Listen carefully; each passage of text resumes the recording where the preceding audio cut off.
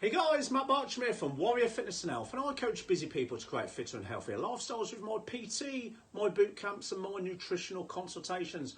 Welcome to today's 3 live training. So today is part 2 of a 3-part series on how you can create your own transformation without hiring a coach, without hiring a PT, and to do it all on your own and give you the tips and the tools that you can go away and do it your own for absolutely free. So this is part 2 of a 3-part series on creating your own transformation.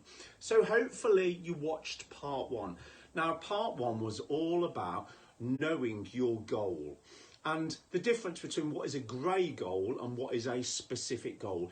If you haven't watched part 1, you need to go and hunt and find it. I did it approximately 6 to 7 days ago, and if you can't find it or you haven't watched it, message me and I'll send you the link to go and find it. But part 1 was about knowing your goal and being crystal clear on your goal. Now I know some of you have actually taken the time to do your call of action and you've actually written down your very specific goal, and you're now waiting for part 2 because you've messaged me and you've gone, can't wait for part 2 because I've done my part 1.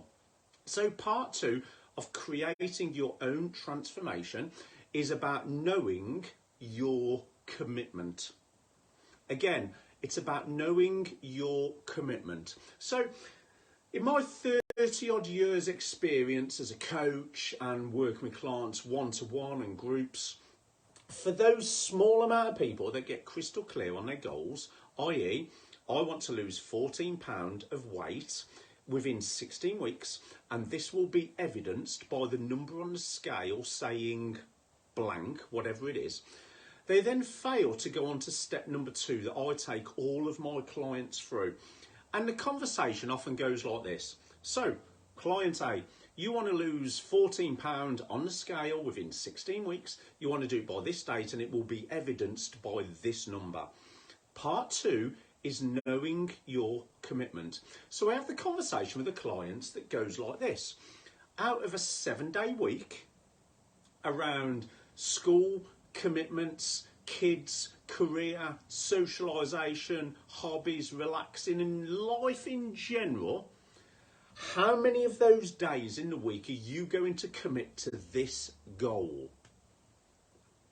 And they look up to the clouds for an answer because they don't really understand what I'm saying.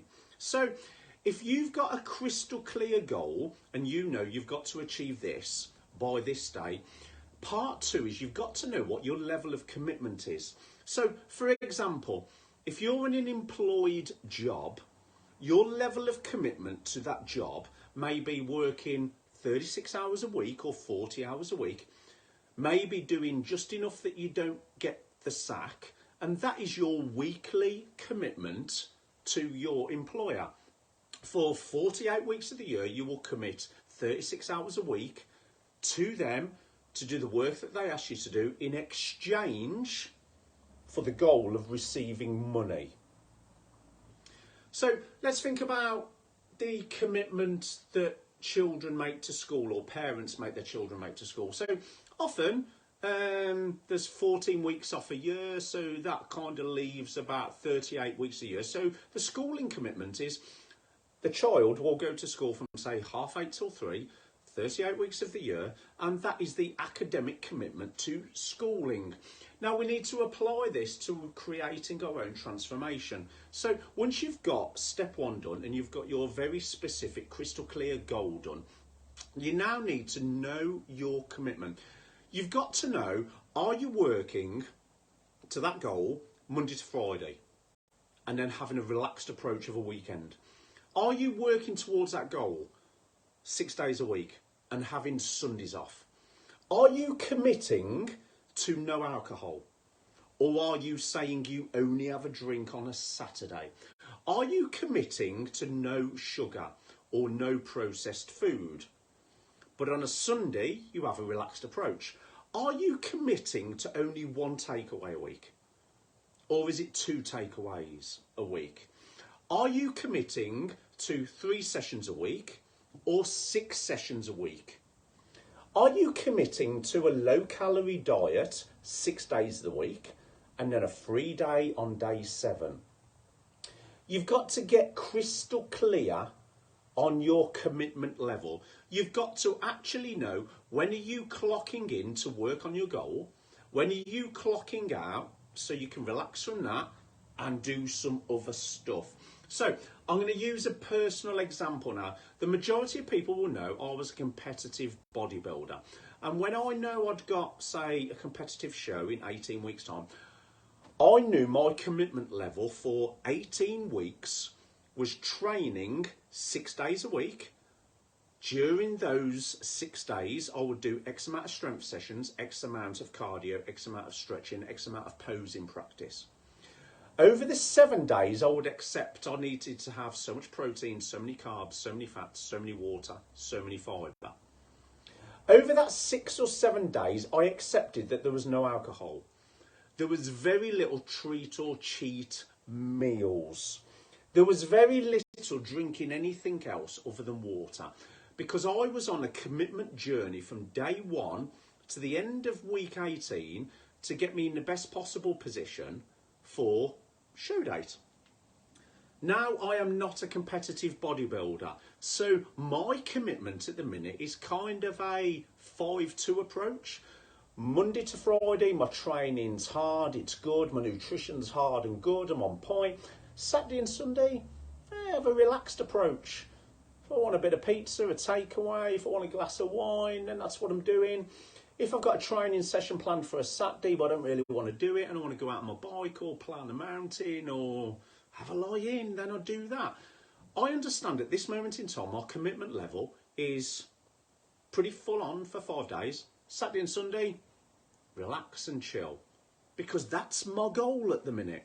So if I was to summarise this video, part 2 of 3, knowing your commitment, you've got to get very crystal clear on what days are you going to be committing to your goal. On what days are you having a relaxed approach? You may need to think about the number of sessions, the number of hours you're training. You may need to come up with a list of, I do eat this, I don't eat that. You might need to come up with a list of do's and don'ts, rules, things to stay away from. You may need to come up with a list of what days you're drinking, what days aren't you drinking. You may need to do a progressive program if you're training for an event. So part 1 of the 3-part series is be crystal clear on your goal. Part 2 is know your commitment level. Know the days you're committed, the days you're not, the do's, the don'ts, the rules, the relaxers. So it's now time over to you. It's time for the call to action. Firstly, if you haven't watched part 1, you need to go and find it. You need to watch it. You need to know the difference between a grey goal and a specific goal. Once you've done that, you need to take action on part 2. You need to know exactly what your commitment level is around your current life, processes, stresses, strategies, commitments, family, work, social, kids, etc. You've got to be crystal clear on what commitment level can you give to the part 1 goal. Because until you've got the specific goal, until you know what you can and can't commit to, you cannot go on to part number 3.